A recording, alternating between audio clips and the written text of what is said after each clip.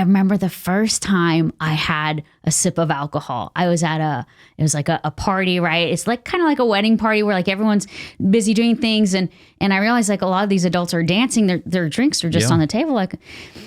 And that first sip, it's like I drank that first sip and then I wanted more and then I wanted more and I wanted more and I wanted more. And I drank until I couldn't drink anymore. And I remember. At the wedding? Yeah. Were your parents around? I was sneaking it. Okay. I mean, everyone's dancing. They're all a couple drinks in. They're not really paying attention to me. And I'm just going to, if someone comes back to the table, they don't know how much drink. And And I remember after having several drinks, I looked in the mirror and for the first time in my life, I felt okay. And I remember looking at myself in the eyes and I was like, I feel okay. Not even I feel great. I just felt okay. I didn't feel bad. And it was like, I would then spend the rest of my life just trying to feel that okayness.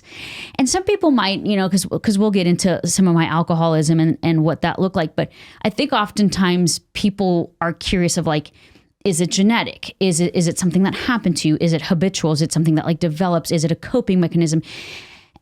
What I have found in my life is like, asking that question doesn't actually help me solve anything. In fact, it never helped me to stop drinking. When I was ready to stop drinking and I couldn't because I was a full-blown alcoholic at that point, knowing why I was that or like, where did it come from or how did this, that wasn't helpful.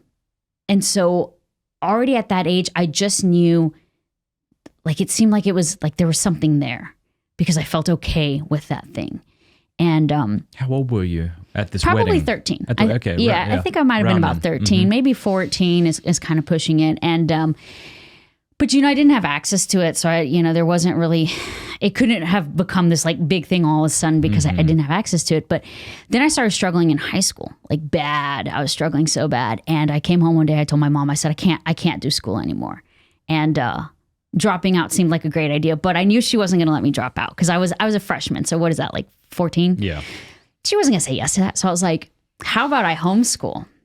And she was like, okay, like, you think you can do that? I was like, I could teach myself.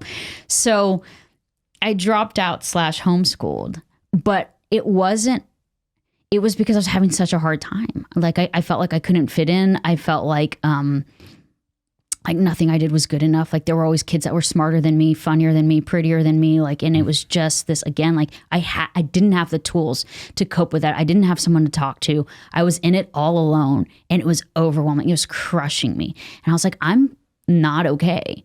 And so pulling away from the situation seemed like a good solution.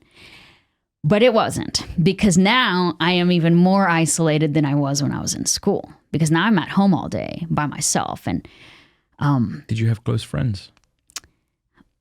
Yes and no. I mean, I think I kept people at a distance. I had friends, but there was also this distance of like, no, like you couldn't possibly love me for me. Like you couldn't. So it was like, I had to keep people a little bit.